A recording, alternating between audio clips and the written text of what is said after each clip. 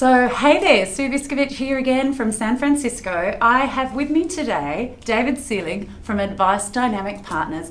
And David does a lot of mergers and acquisitions. You're effectively an investment bank for financial advisors, aren't you? That's right. We're a highly specialized firm focusing on the investment community.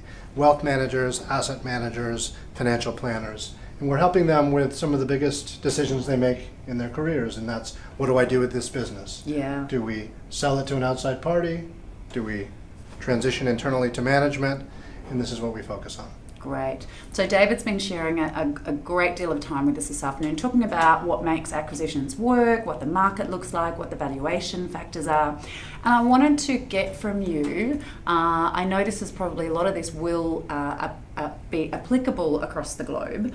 With all the transitions you've done and the mergers you've done, what would be your 3 best tips for a seller when they're selling their business? Well, if we're looking at a management buyout where the seller is selling their business to the next generation, there are at least 3 or 4 things we look at. But I'll let you have 4. We'll go for the top 3 though. We'll keep it punchy and short. Number 1 is you have to arrive at a fair valuation. And when you're looking at a management buyout, where the founding generation is selling their firm to the next generation, we don't want the founders to give it away. We want them to get something close to full market value for their firm if they can. But we also have to acknowledge that when you sell something internally, there might be a discount that needs to be applied, discount off of market, but there needs to be a balance struck there. So the buyers feel like they're getting a good value for their investment, and the seller feels like he or she is not giving it away. Number 2 is from the buyer's perspective, they need to put some money down. They need to pay some cash at closing. And it's sometimes a tough one for the next generation of advisors to get their heads around, that to write a check to the founder for a business in which they already work. It's tough. We'd like to say it's tough for people to get their heads around doubling down on the firm, meaning they're already getting their income from the firm, their paycheck. Yeah. Are they also willing to be an owner and get a dividend check as well? But to get that, you have to write a check, and you have to put some money down at closing on that fair valuation.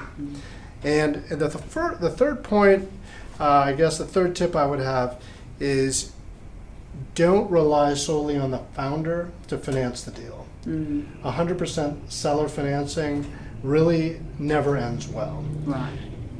What it means is when the seller or sellers are selling their equity to the next generation, it means they're going to be involved for perhaps way too long. Imagine you have a seller finance note of 7 or 10 years. That means that seller may not be active in the business for too long, but you're still going to be beholden to them because you owe them money. So instead, I would recommend you look for outside financing to do these deals. Great.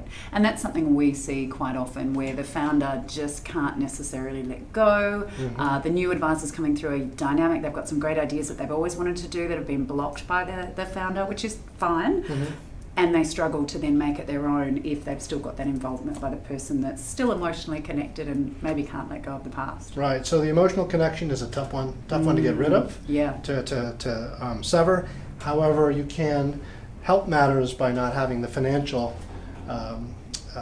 tethering there. In there as well. So that might be another video that we'll do. Thank you so much for your welcome. time. Thank you very much, That's Sue. another Moment with Sue and David Selig.